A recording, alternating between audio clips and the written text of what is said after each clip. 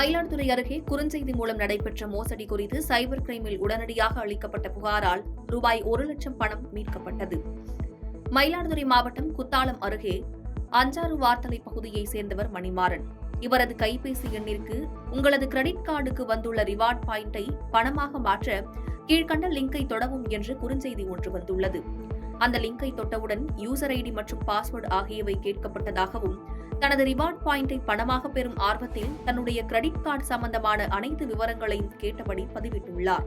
அதன் பிறகு அவருக்கு ரிவார்ட் பாயிண்டுக்கான பணம் வரவு வைக்கப்படுவதற்கு பதிலாக கிரெடிட் கார்டை பயன்படுத்தி மோசடி நபர்கள் ரூபாய் 1,02,800 அளவிற்கு பொருட்கள் வாங்கியதாக குறுஞ்செய்தி வந்ததைக் கண்டு அதிர்ச்சியடைந்துள்ளார். உடனடியாக இதுகுறித்து சைபர் கிரைம் உதவி எண்ணிற்கு தொடர்பு கொண்டு புகார் அளித்துள்ளார். புகாரின் பேரில் மயிலாடுதுறை சைபர் கிரைம் பிரிவு மாவட்ட காவல் அலுவலர்கள், சம்பந்தப்பட்ட வங்கி அதிகாரிகள் மற்றும் பொருட்கள் வாங்கிய கடையின் அதிகாரி ஆகியோருக்கு தகவல் தெரிவிக்கப்பட்டு பண மோசடி செய்து வாங்கப்பட்ட பொருட்கள் மோசடி செய்த நபர்களுக்கு சென்றடையாமல் தடுக்கப்பட்டதுடன் மணிமாறனுக்கு இழந்த பணம் 2 தினங்களில் திரும்பவும் அவரது வங்கிக் கணக்கில் வரவு வைக்கப்பட்டது. இதனைத் தொடர்ந்து மணிமாறன் காவல் அதிகாரிகளை நேரில் சந்தித்து நன்றி தெரிவித்தார்.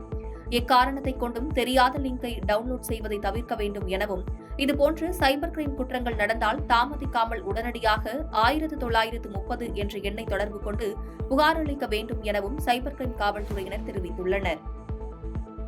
பாதகம் செய்பவரை கண்டால் நாம் பயங்கொள்ளலாகாது பாப்பா, மோதி மிதித்து விடு பாப்பா, அவர் முகத்தில் உமிழ்ந்து விடு பாப்பா. அண்மை செய்திகளை உடனுக்குடன் தெரிந்து கொள்ள இணைந்திருங்கள் இயம்நாடு தொலைக்காட்சியுடன்.